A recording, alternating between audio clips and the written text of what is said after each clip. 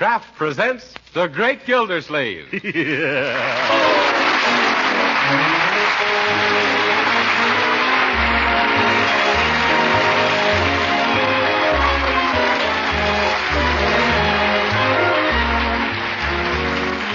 week at this time, Kraft presents from Hollywood, California, Harold Perry as The Great Gildersleeve, written by Leonard L. Levinson.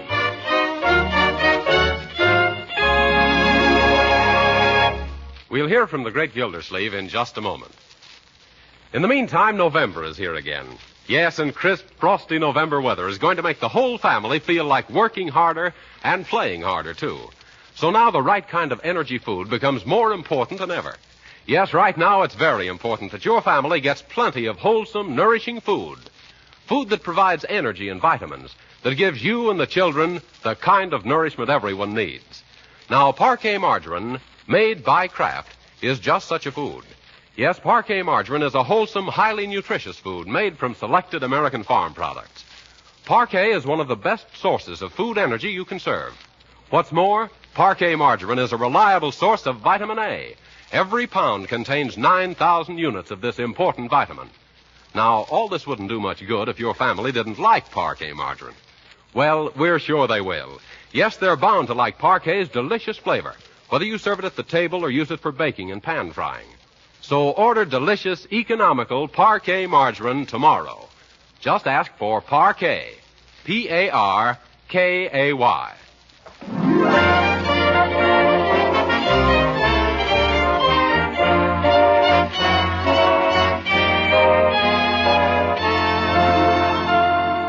And now let's visit our friend, the Great Gildersleeve.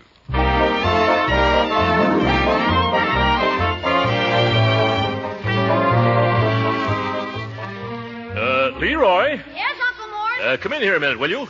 I want to... Say, how did you get that scratch on your nose? And by George, your shirt's all torn, too.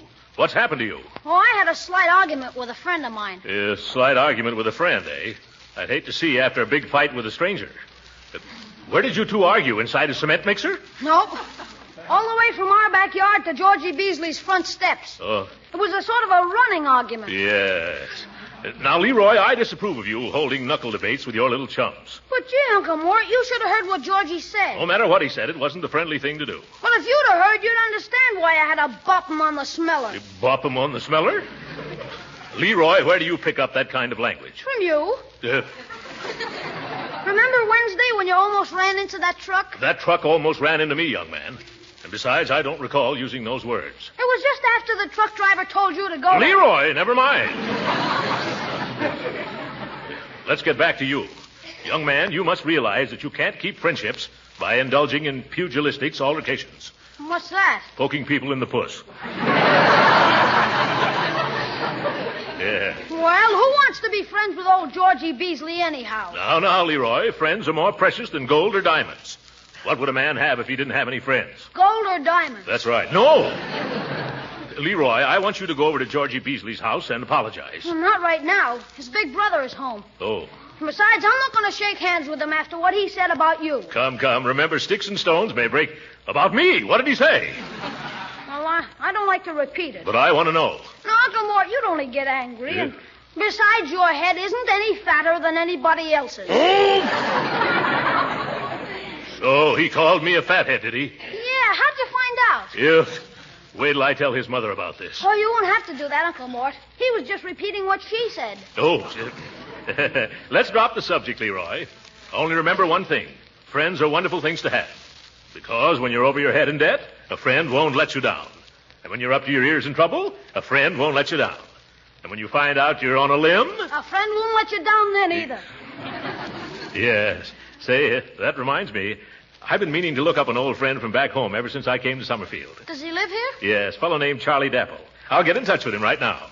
Hand me the phone book, will you, please? Sure. Thanks. Great chap, Charlie. I remember when I was first struggling to get into the girdle business. It was Charlie who helped me. To get into girdles? No, young man. Yes. He owned Dapple's department store at the time. He snapped up the first 10 dozen I made. Yes, he had a stretcher point to do it, too. Did that help you? Yes, sir. It pulled me out of a mighty tight squeeze. Let me see. Daniels, Danner, Dante. Here we are. Dapple, Charles. 147 Olive Street. Pimento, 4733. That'll be good to see good old Charlie Dapple again after all these years. Yeah. Well. Hello? Hello? Could I speak to Charlie Dapple, please? Well, he isn't home now. This is Mrs. Dapple. Mrs. Dapple? Well, don't tell me that good old Charlie's married after all these years. Congratulations, Mrs. Dapple. You're a mighty lucky woman. Thank you. That's what Charlie keeps saying. Who is this? What was that? Who is this? Well, when did the big event take place? 3 years ago, Labor Day. Who is this? Well, good old Charlie married on Labor Day. Say, I'll bet you're a redhead. No, I'm a brunette. What made you think I was a redhead? Well, you know how Charlie always went. No, I guess you don't. Maybe not, but I will. Who is this? Oh, it's an old friend from back home, Throckmorton P. Gildersleeve. Doesn't that name mean anything to you? No. Oh, but surely he's told you about the times we used to have together. Didn't he ever talk about Atlantic City? No. What about Atlantic City? Well, it's in New Jersey.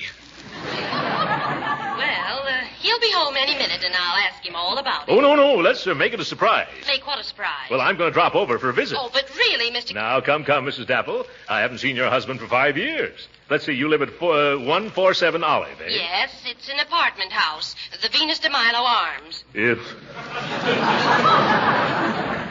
Well, I think I can find it. I'll drop in half an hour. Oh, but I don't know if you should come today, Mr. Silvercoat. Gildersleeve's the name. Yeah. Now, don't fix anything special for me. Just think of me as one of the family. Goodbye. This is going to be fun surprising Charlie. He loves surprises. I'll never forget the night he sneaked a lot of his wax dummies into my office to scare me the next morning. And did it? It would have if our night watchman hadn't shot 6 of them. He claimed they pulled a knife on him. Mr. Dapple sounds like a keen guy. He is, Leroy. Good old Charlie. Come along and meet him. Oh, but I wanted to go to a movie. We can go afterwards. Come on.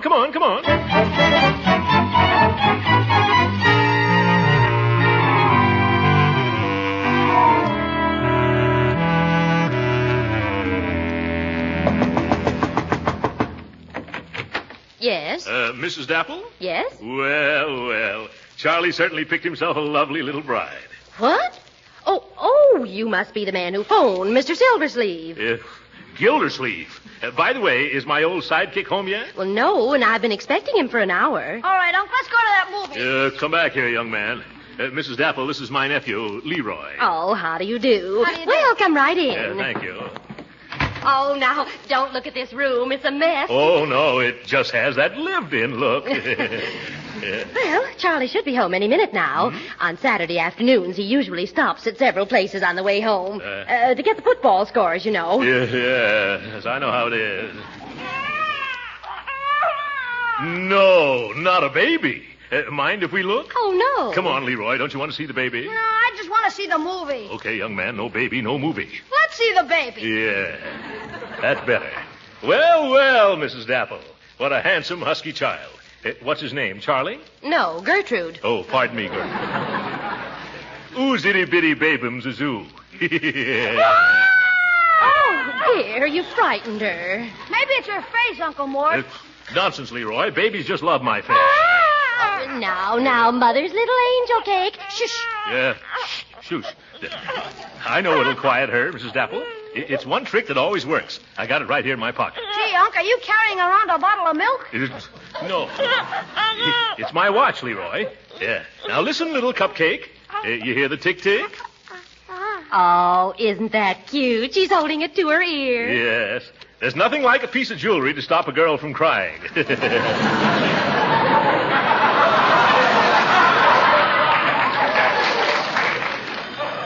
Oh, dear me, the phone again. Phone? Now, let go of the gentleman's watch, darling, so I can put you down. No, now, Mother's lamb, let go. Oh, dear, she won't let go. Well, you'll just have to hold him, Mr. Gildersleeve, while I take that call. But it's been years since I held a baby that young. Oh, no. Don't you be afraid. Huh? Once you've learned, you never forget. It's like swimming. Swimming, I'll bet it is. Yeah. Oh. Here, hold Gertrude, Mr. Gildersleeve. Well, all right. Take it easy, Gertrude. Oh, well, jiggly, isn't she? Whoa, now. I'll be back in just a minute. You better come back now. She's getting restless. Now, see here, Gertrude. I was just kidding. Relax. Kitchy, kitchy, coo. Kitchy, kitchy, coo. Oh. Gee, Uncle Mort, I never knew you could take care of babies. I can't. Leroy, would you like to hold little Gertie a while? Not me. Come on, let's ditch her and go see Hopalong Cassidy. Yep, wait a minute. I can't get my watch and chain away from her. And now, Gertrude, you've had your little fun, so let little... No use trying to force her, Unc. Huh? She'll get tired of it pretty soon and just drop the whole thing. That's what I'm afraid of. I see. If she drops the watch, you get the works. Leroy, don't poke fun. Now, Gertie, let go of Uncle Throckmorton's 21-jewel nasty gold watch. Yeah, that's a good girl. You see, Leroy, I got it back. Oh, now she's got a hold of my hair. Let go, Mother's little devil's food cake. Say, she certainly is a cute kid. Leroy, don't stand there. Do something. Well, if I could find a pair of scissors, I could cut off that hunk of hair she's holding. No! Ouch! Gertrude, unhand my hair. Say, she likes you. Yeah, she's practically drooling over me.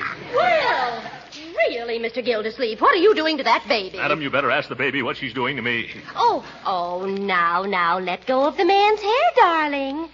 There. Thanks. Oh, my scalp. Feels like I just lost a decision to Sitting Bull. Now you just lie on your blanket like a good little girl while Mama runs down to the gas company. Yes. Now? Yes, or else I don't know what we'll ever do over the weekend. Charlie was supposed to attend to it. But you're not going to leave us alone here with Gertrude. Oh, she won't give you any trouble, will you, sweetheart?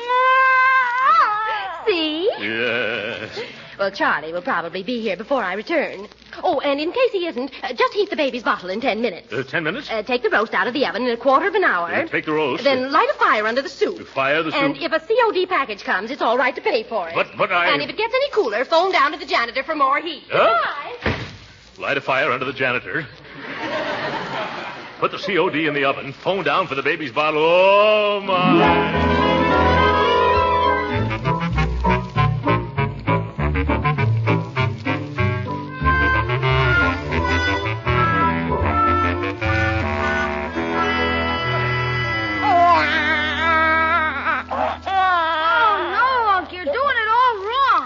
Supposed to fold it the other way.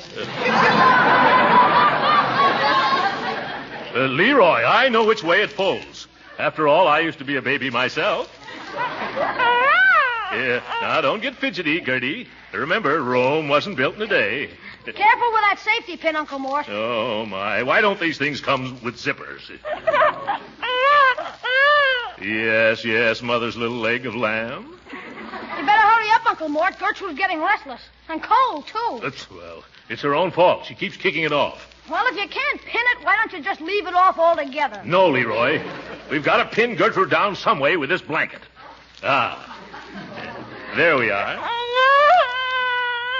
I wonder what makes her do that. Maybe she's just bored with everything. When she isn't yelling, she's yawning. Well, that's because she should be sleeping, Leroy. Possibly if I told her some little anecdote, that might put her to sleep. It always works at the Rotary Club. Why don't you just try singing her to sleep? That's a fine idea. Friends have told me my voice reminds them of a meadowlark singing bass. Okay, Unc, make for the lullabies. All right. What would you think of Asleep in the Deep? You know. Many brave hearts are asleep in the deep. Too deep. How about Rockabye Baby? That's it. Go ahead, Uncle Mort. All right, let me see. I think it goes, Rockabye Baby in the treetop. Yes. When the wind blows, the cradle will rock. I can't remember how the rest goes. Down will come baby, cradle and all. Yeah, that's it. Rockabye Gertrude on the treetop. She's going to sleep, so you better not stop. When the bough breaks, the cradle goes lower. You're doing swell, Unc. Sing it once more. Rockabye, baby, let's go, Leroy. She's closing her eyes, so let's tiptoe into the other room, my boy. Let's wait here till both eyes she shuts. Look out for that pen! Oh, nuts.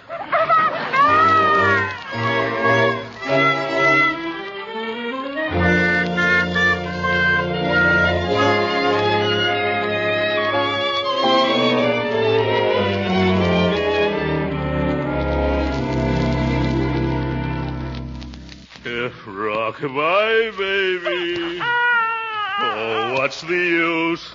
I have been singing till my tonsils are loose. You better give up, Unc. Whatever it is that kid wants, it ain't a meadowlark that sings bass. Yeah, I'm afraid you're right, Leroy. Gee, if this takes much longer, we won't see those two pictures before dinner. Leroy, if this takes much longer, we won't even see dinner. I better call home and tell your sister we'll be late. Hand me that telephone. The idea. Me playing nursemaid to a baby. Fine thing. Hello? Oh, hello, Marjorie. Looks like Leroy and I'll be a little late for dinner tonight, my dear. We stopped in to see an old friend. Who's that? Your old friend? No, it's Gertrude. She's just a baby. Yes. Leroy and I are taking care of her, for Mrs. Dapple. She's out taking care of the gas. Yes, and we're even taking care of the cooking. Oh, you, Uncle Mort, taking care of the cooking? Yes. I was supposed to take the roast out of the oven and put the soup on the fire. But I had to put the soup in the oven because the roast was on fire. Oh, poor Uncle Mort. Yeah. Have you been having much trouble with the baby? Well, I've been singing Rock-a-Bye Baby to her, but something tells me she'd prefer there'll be some changes made. I think I'd better come over and help you. That's a marvelous idea. And bring Bertie, Marjorie. Maybe she can patch up the dinner I've ruined. All right. Oh, I think I know what's wrong with that baby. It's probably hungry. Hungry? Say, I never thought of that. Let me have a look. Oh, my goodness, that's what it must be. Marjorie, hurry over quickly. What's wrong? Gertrude's so hungry she's trying to swallow her foot.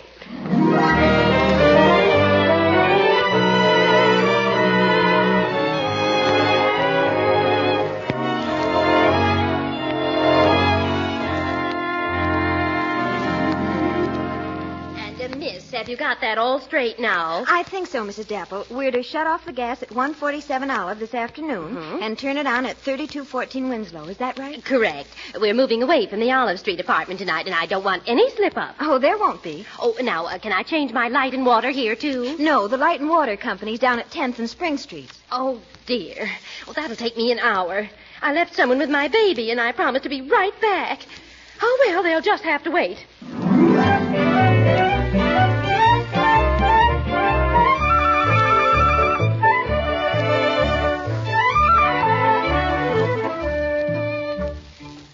Really, Marjorie, the way you've handled that baby is a revelation to me.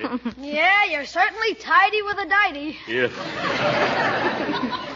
Where did you ever learn all that, my dear? Oh, I took child psychology in school. Yes, but Gertrude didn't. How did you ever two get together? Oh, it was easy. In dealing with hysteria and psychoneurosis in the field of speculative philosophy relating to the young, the prime factor was a thorough understanding of the mental and nervous processes of the infant mind. Simple, isn't it? Either it is or I am. Say, Leroy, how's Bertie doing? Oh, Bertie, how's everything? I'm doing as well as I can, considering. Considering what, Bertie? The cupboards. Oh, what's wrong with the cupboards here, Bertie? Well, from the looks of them, these folks seems to have a mighty fine assortment of nothing. Nothing. What do you mean? Make yourself plain. Okay, I'll speak plain, but it's gonna sound ugly. These folks has got just about enough food in their kitchen for one meal. Do you mean that Mrs. Dapple's cupboard is empty? Man, that cupboard couldn't be any better than if that lady's name was Hubbard. Oh. This is terrible. I never dreamed for a moment they were destitute. Well, what are we going to do, Uncle Mort? Don't worry. I'll fix things up, Marjorie. Bertie, take this $10 bill down to the nearest store and buy a lot of groceries. Yes, sir. Better make out a list. Yes. Some canned goods. Oh, Uncle Mort. That's terribly sweet of you. And some sugar. Oh, it's nothing, my dear. I get a lump in my throat. Lump sugar. And a sinking feeling in my heart. Baking soda. When I think of what's ahead. A head of cabbage. Yeah. Yes, sir. It brings the tears to my eyes. And onions. I suppose they just gradually got into debt and couldn't... Catch up. That's it. They couldn't catch up.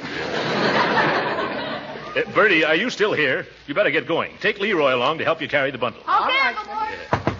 Hurry out the back way. I'll bet that's my old pal now. And will I clap hands if here comes Charlie? Now, see here, Dapple. We've exhausted our patience with you. Why do you ignore our letters? Why do you hang up when we telephone? Why don't you be a man and make your payments on that piano like you promised? No, see here, mister. I'm not Dapple. But by George, if I was and you used that tone, I'd cuff you around till you'd crawl back into the woodwork. Oh, yeah? Well, if you're not Dapple, what do you care how I talk to him, you big blimp? Oop! He's my friend, and you can't abuse an absent friend in my presence, especially if he isn't here. Uncle Mort, not so loud. Huh? Oh, that's right. Not so loud, mister. If you want to fight, just step inside. Okay. But this time when I leave, I'm taking that piano with me. Over my dead body. That makes it even more attractive. Oh. One more crack like that, and I'll shove that swollen zither down your noisy throat. Now, you take your hat off and state your business before I forget my manners and bop you on the smeller. Now, take it easy, Tubbsy. Whoop! My name is Baxter of the Summerfield Washing Machine and Piano Company. Now, this fellow Dapple has been buying this piano from us on the installment plan, only he ain't kept up his payments. Well, I happen to know that Mr. Dapple has been up against it pretty badly lately. Couldn't you just kind of forget the payments this month? Forget it? How can I? I've got a memory like an elephant. Yeah, and a hide like one, too. All right, then. How much is the payment? I'll give it to you myself. No, you won't. According to our contract, once a payment is defaulted, the entire remaining balance becomes automatically due. Oh, my goodness. How much does he still owe on it? Now, let's see. I've got it right here. It's $74. $74 more? Why, that mahogany monstrosity over there was never worth that in the first place. Either I get the money or else the piano. Yes, I think you mean it. Well, Charlie Dapple helped me up when I was getting started, so I can't let him down when he's just about finished. I'll write you a check for the $74. Let's see. That'll leave me with a balance of 28 cents.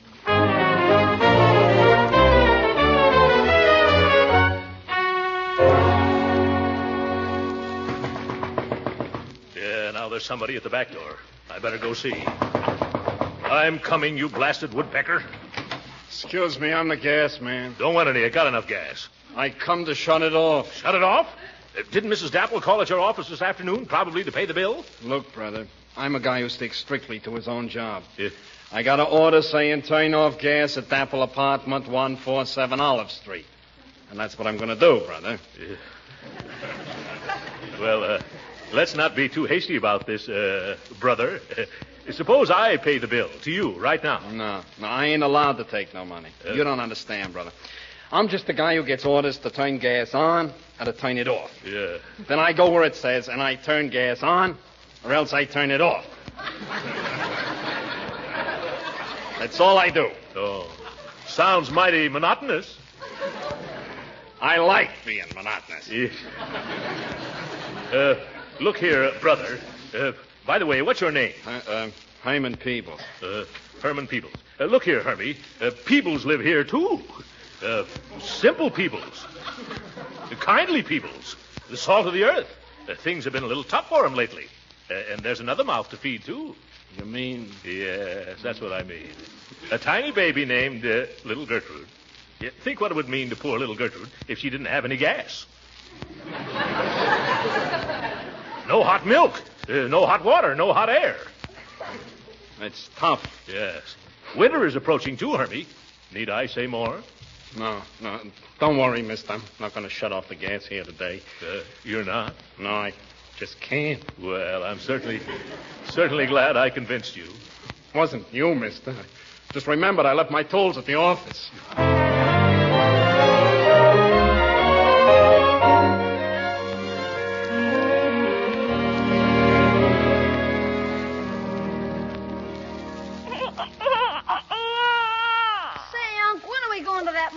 Just as soon as a Dapple shows its nose through that door. I done cooked this rib roast so long it's done shrunk down to the size of a lamb chop. Well, personally, I wouldn't mind staying all evening, only I've got a previous engagement. It's them. I'll get the door. We come for the furniture. To take it away. This is the last straw. Don't let them do this to little Gertrude, Unc. You're right, Leroy. You men can't do this to a poor little helpless baby. We ain't doing nothing to no baby. Take the other end of this sofa, Terry. I got it.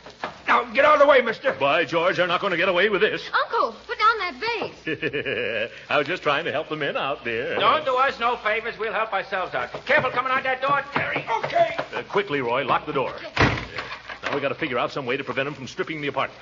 Mr. Gildersleeve, Huh? a lady just come in the back way and says she's Miss Dapple. Here she comes now. Oh, at last. Oh, thank you ever so much, Mr. Gildersleeve. Yes. That's all right. Where's Charlie? Well, I can't imagine. Unless he's... Oh, of course. Huh? This was his Saturday to work late at the office. But he'll be here any minute now.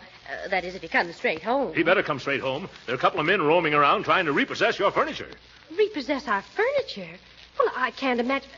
Oh, why, you must mean the moving men. Yeah, they're moving men. They're trying to move everything you got right out of here. Well, of course. We're moving over to Winslow Avenue today. Oh, my goodness. How can Charlie do this to me? And what about the piano? The collector tried to take it away, but I stopped him. Well, you should have let him have it. Huh? We just played it to break our lease here. It's your lease in my pocketbook, madam. Well, we better hurry up and get ready to leave. Oh, did the men come to turn off the gas? Yeah, and you should have seen Unc turn on the tears. Oh, yeah. Oh, there's my husband now. Yeah? There's something about the way he knocks that I can always recognize. Oh, at last. Hey, Mrs. Dapple, I've been waiting for this moment all afternoon. Do you mind if I hide in the dining room, and then when good old Charlie comes in, I'll jump out and yell surprise? Please, that's all I have left. Well, that'll be cute. All right, go right ahead. Leroy, Marjorie, Bertie, I want you to get in on this. All right. Come on, let's hide.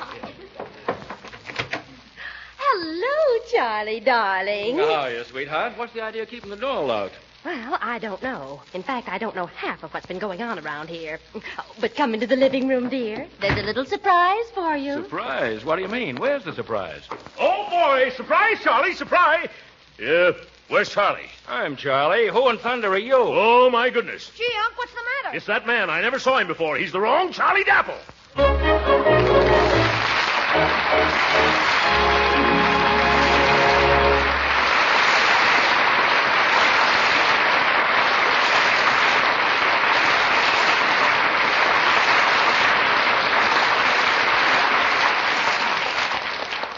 The great Gildersleeve will be with us again in a few minutes. But first, I wonder why I always talk to the ladies in our audience, because after all, some of us men aren't such bad cooks. Why, I can fry a wonderful egg. I can even make pretty good biscuits. So really, we men should know about delicious parquet margarine, too. So this is for men only.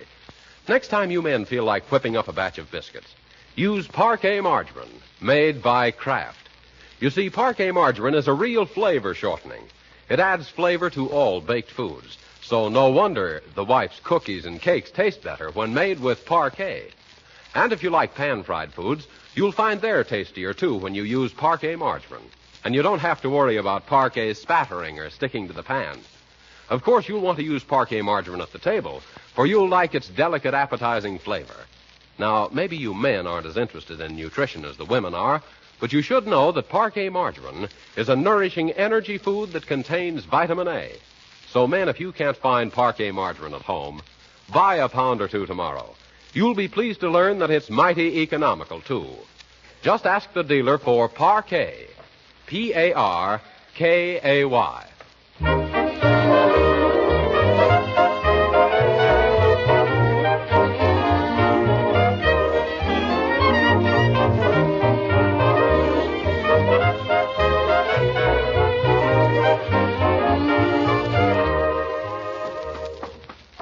Yes, now, just a second till I find my key, children. Oh, I'm tired. Yes. Hey, somebody put a note under the door. It's for you, Uncle Mort. Well, note, eh? I wonder who it's from. Dear pal Throcky, George Fitty just told me you were in town, so I dropped over to see you. Sorry I missed you. Your old pal and sidekick, Charlie Dapple. Good night.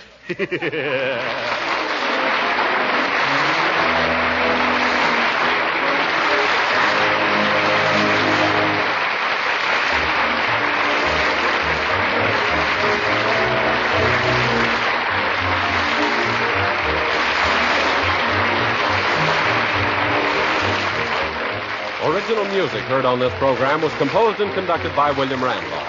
This is Jim Bannon speaking for the Kraft Cheese Company and inviting you to be with us again next week at this same time for the further adventures of the great Gildersleeve. This is the National Broadcasting Company.